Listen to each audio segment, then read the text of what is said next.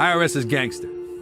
They got a system that is legally the system that we must all function under as good citizens of these United States of America. If you want to know how something ends, look at the beginning. So the idea was that I started in church, now I pastor a church. Why we haven't heard from Montell Jordan in years. Turns out, the truth is way more heartbreaking than anyone knew. Is a tragedy. It's a beautiful story and it's a tragedy at the same time. After topping the charts with This Is How We Do It, Montell's career slowly unraveled. Trapped in a bad label deal, fighting for creative control, and blindsided by a $1.7 million tax debt that started from just $11,000. How in the world can I owe you $1.7 million? Well, because you didn't pay $11,000, you didn't pay the $11,000. The penalty on the $11,000 is $1,100 every single day, and $1,100 every single day. He lost his catalog. He nearly lost his marriage. And for a while, he walked away from music completely. But through all the pain, Montell found something deeper. And now, the man who once ruled the charts is preaching to save the lives he once lived. Montell Jordan became famous in the mid-1990s when he released his hit song, This Is How We Do It.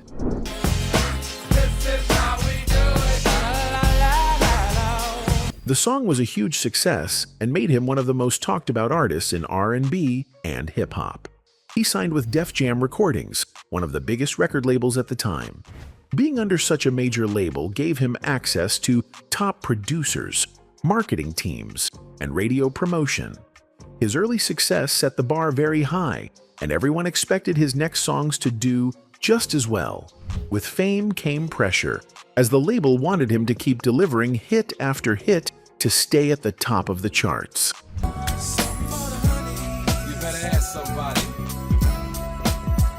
As Montell's career grew, he began to change as an artist.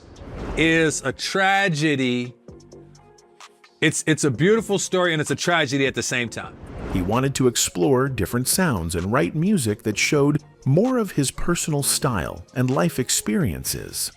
However, the label did not always agree with his vision. Def Jam wanted songs that would make a lot of money and appeal to the mainstream audience. Montell, on the other hand, wanted to create deeper and more mature music that might not always be radio-friendly. This created a tug-of-war between his artistic dreams and the label's commercial goals. These creative differences made it hard for both sides to see eye to eye. On top of artistic conflicts, Montell also had to deal with contract issues. Like many artists signed to big labels, he faced problems with royalty rates and how much money he would earn from his music. There were also disagreements about advance payments and how much control he had over his songs and albums. These contract disputes made things even more stressful, as they were not only about music, but also about his financial future. For Montell, it became clear that the business side of music could sometimes overshadow the art itself. So Russell's idea was come with the smaller record first, let it build, do great, and then drop the bigger record next. We were like, no, come out guns blazing. Montell revealed that his first album deal was not a huge payout like most people imagine. The entire deal was only for $130,000. For a song that went #1 for 7 weeks and became a worldwide classic, the number sounds shockingly low. Montell himself has said many times, "You don't know what you don't know." Back then, he was new to the music business and didn't understand the value of what he was creating. And so you literally got an album with the first song that's a phenomenal record that won't die. And because it won't die, it's something for the honey mid-charts. 21, gold record. Montell worked with DJ Paul Stewart, who played a big role in helping him get signed. He admits now that even a bad deal is still what you agree to. At the time, $130,000 felt like a big opportunity for him. What many people don't know is that this money wasn't just for one song. It was for the entire This Is How We Do It album. This is Montell's mom, coming live and direct from the ghetto. It covered recording costs, production, and everything else. There was no separate advance on top of that. Out of the $130,000, Montell says he only saw about $40,000 up front, and even that came in right at the end of the year, on December 31st, 1993. That timing was great for the record label because they could use it as a tax write-off. For Montell, it meant starting his career with pressure to stretch every dollar. Instead of wasting the money, Montell made a smart move. He took the $40,000 and bought studio equipment. He invested in keyboards, drum machines, and other gear he needed to create music. Coming from a church background, he was already a talented musician, but this step helped him become a real producer. He turned his small budget into a full album. That alone shows his determination. Most people think a hit song comes with huge money, but Montell's story proves that success often starts with hard work and sacrifice before the rewards come.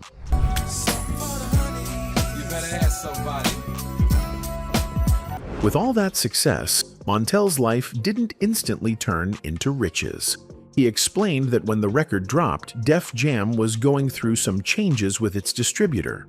That meant Montell's team immediately sent him overseas to promote the album. He was traveling in Spain, the UK, and other countries while the song was blowing up in America. He even had a surreal moment when Elton John gave him a shout-out during a concert in Spain, calling him his label mate and celebrating his #1 record. For a kid from South Central Los Angeles, hearing Sir Elton John say his name was a dream. The disagreements did not just stay behind closed doors. They started to affect his music releases.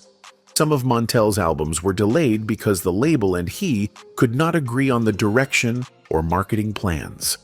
Other times, the albums did not get as much promotion as his debut, which hurt their success. For an artist who started with such a big hit, losing momentum was tough.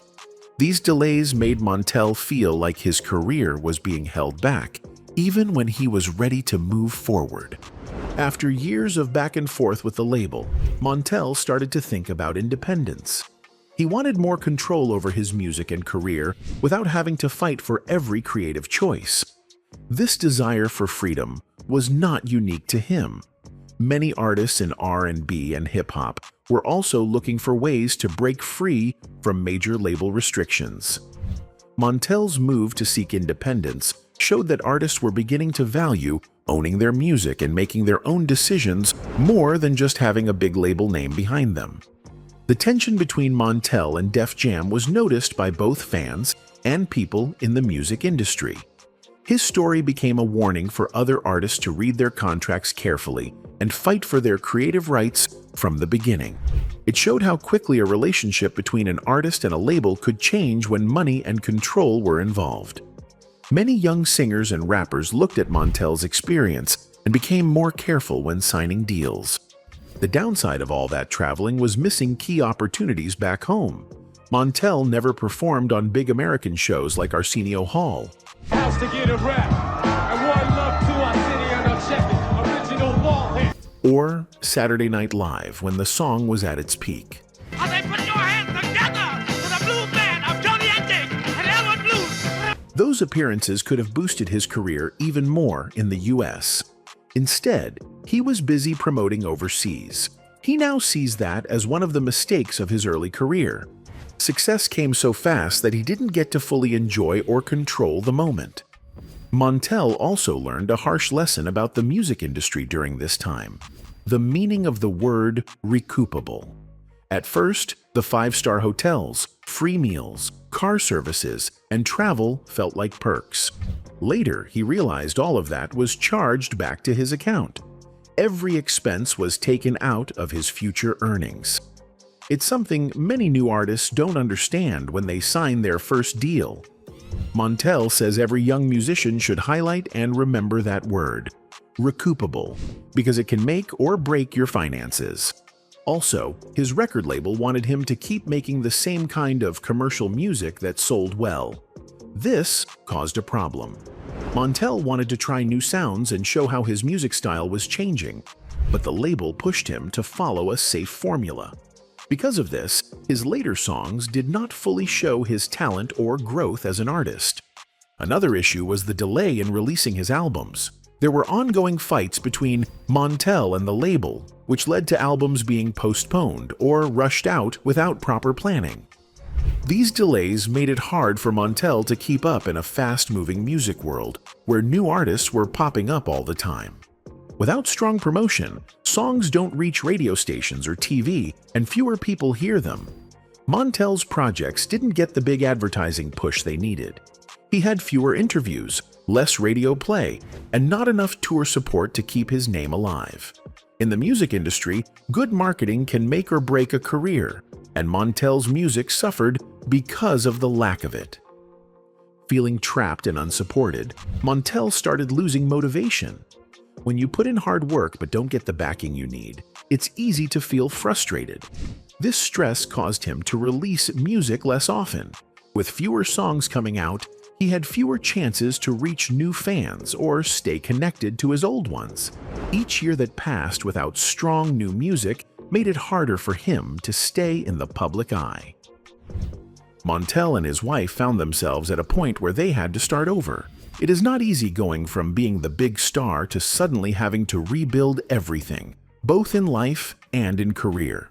Many celebrities have been through it, but Montell's story is one of the most shocking because of how a small tax problem became a huge debt. The IRS is gangster. They got a system that is legally the system that we must all function under as good citizens of these United States of America. Back in 2004, Montell got a letter from the IRS saying he was being audited. That word alone can scare anyone. For entertainers, it's even worse because the IRS watches them closely. When Montell was asked how much he owed, he gave a surprising answer. He said there was a big difference between what he actually owed and what the IRS said he owed. The IRS told him he owed $1.7 million. Yes, almost $2 million. But the truth is, the original debt was only $11,000. So how does $11,000 turn into $1.7 million? That is where the story gets unbelievable and scary at the same time. The IRS basically said I owed them $1.7 million. Montell explained how it started. At one point, he and his wife were running short on money. They were songwriters and producers, so they went to their record label and asked for a $50,000 advance to cover bills. The label agreed, but made it a business deal. They told Montell to produce 3 songs in exchange for the $50,000. It sounded like a good plan. It's a deal. And a deal, good or bad, is what you agreed to. But here was the problem. When the $50,000 came in, no one paid the taxes on it. About $11,000 of that money should have gone to the government. The person handling their finances at the time missed it. Montell trusted his team, but this one mistake would later turn into a nightmare. When you get $50,000, just say about $11,000 of that $50,000 is supposed to go to the government, okay? I owe the government $11,000. The IRS has strict rules, and they are powerful. Montell called them gangsters, but he was not joking. When taxes are not paid, the IRS charges daily penalties. In Montell's case, the unpaid $11,000 began to grow with interest. He explained it in simple numbers. If you owe $11,000 and do not pay, the IRS adds an 11% penalty per day. That means the debt grows by about $1,100 every single day. Imagine owing $1,100 each day for a whole year. Now imagine that going on for 2 or 3 years. That is how the IRS turned $11,000 into $1.7 million. Montell said the government does not call you right away to warn you. They wait because the longer they wait, the more money they can collect. By the time they came after him, the debt was massive, and there was no way to argue it down to the original $11,000. How in the world can I owe you $1.7 million? Well, because you didn't pay $11,000, you didn't pay the $11,000. The penalty on the $11,000 is $1,100 every single day, and $1,100 every single day. Montell's story is not unusual for entertainers. He pointed out that many big names like Wesley Snipes ended up in the same situation. People think these celebrities simply ignored their taxes or went on crazy spending sprees. But often it starts with a small mistake from an accountant or business manager. The IRS does not care who made the mistake. Once the penalties start adding up, the debt can grow into millions. Montell said it was never about him refusing to pay taxes. It was simply one payment that got missed and then snowballed out of control. When the IRS told him he owed $1.7 million, Montell was shocked. He did not have that kind of money. He had already reached a point in his career where his record sales were not what they used to be. He and his wife were just trying to rebuild their lives. Now, they had a mountain of debt on top of them. Montell tried to negotiate. He hoped the IRS would remove some of the penalties and interest. But the IRS does not work like that. They wanted everything: the original amount and all the interest that piled up over the years. So, how did Montell pay back the IRS? He paid with more than money. He paid with time, stress, and even pieces of his career. Montell ended up filing for bankruptcy. On top of that, he had to sell off his music catalog. That means all the songs he had written, produced, and owned a part of were sold in a publishing deal. Montell said he signed a deal worth about $600,000. But here's the painful part. He never even touched the money. The check went straight to the IRS. Every hit song, every piece of music he had created under his name was gone. He gave up his life's work to pay off the debt. Every major actor or entertainer that's ever been through that type of scenario, I can almost guarantee you that it wasn't because they just said, I'm not going to pay my taxes. It was because somebody in their team got faulty with it. For an artist, losing your music catalog is like losing a part of your soul. Those songs were not just money. They were memories, blood, sweat, and years of creativity. Montell gave it all away just to be free from the IRS. Even after selling his catalog, he still owed money, which is why he had to go through bankruptcy. It took him 11 long years to finally clear everything and be free again. Montell said he and the IRS are on good terms now, but the journey was painful and left deep scars. His personal life was falling apart, his marriage was breaking, and his heart was empty. At that time, he realized that no amount of music, fame, or money could fix what was broken inside his home and his soul. That moment changed his life forever. When people ask Montell how he became a pastor, he often says his story started where it ended. If you want to know how something ends, look at the beginning. So the idea was that I started in church, now I pastor a church. He began his life in church as a kid, singing and learning about God. Years later, after living in the fast lane of the music industry, he found himself right back in the church. This time, it wasn't just about singing. He and his wife, Kristen, are now lead pastors of a ministry called Masterpiece Church. The name sounds like Master P's Church, but as Montell jokes, it has nothing to do with the rapper Master P. Their church is about helping people find peace in God and in their relationships, just like they did in their own marriage. I still tour now. There was a season where after God reconstructed our marriage and put it back together, that I left the music business completely and went into full-time ministry. When Montell speaks about leaving music, he explains it wasn't just about switching from R&B to gospel. For a time, he left music completely. After God repaired his marriage, he felt he needed to step away from everything that had once defined him. He left the stage, the spotlight, and the tours. He became a full-time worship pastor at a large church in Atlanta. During that time, there were no concerts, no albums, no music. He says he burned the plow, meaning he closed the door on his old life to follow God completely. I did not go gospel. I went nothing. I went into full-time ministry and there was no music. being done. I was a worship pastor at a mega church in Atlanta. In that season, Montell learned a lot about himself. He discovered what it really meant to serve others and lead with humility. He learned his true identity was not in being a music star or a celebrity. It wasn't in awards, fame, or even his race. His identity was being a son of God. For years, he thought music defined him. But during this journey, he realized it was the other way around. He defined music. Music didn't make him who he was. He was the one who gave music its meaning. That understanding freed him and gave him peace. After years in ministry, Montell found himself in a different place. He still tours today, performing his classic songs. He has been part of the I Love the 90s tour with artists like Salt and Peppa, Vanilla Ice, Rob Bass, and Tone Loc. But this time, the stage feels different. He no longer struggles with being two different people, the pastor at church and the performer on stage. I'm out on a regular basis with my guys, Rob Bass.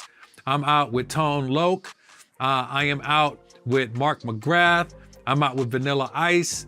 I could be out with Naughty by Nature. He says all the different versions of himself died, and what remains is the Montell God loves the most. The man you see performing, "This Is How We Do It," is the same man preaching at church on Sunday. For Montell, touring now has a purpose beyond music. It gives him access to people who might never walk into a church. Many of them are living the same lifestyle he once lived. Through his story, he gets to introduce them to the God who changed his life. He calls himself a pastor to the unpastored. While some people see music as the devil's work, Montell sees it as a bridge to reach people who need hope. He goes where the church can't always go, to arenas, clubs, and concert halls, and brings the message of love and redemption with him. One of the most powerful parts of Montell's story is his marriage. Years ago, he and his wife were on the edge of divorce. His career and choices almost destroyed their relationship, but instead of giving up, they turned to God. He restored their marriage in a way Montell says no one else could. Now, they help other couples heal. They even have a marriage house in Georgia, a private place where couples can come to rebuild their relationships away from the world. From that same house, they also run their virtual church,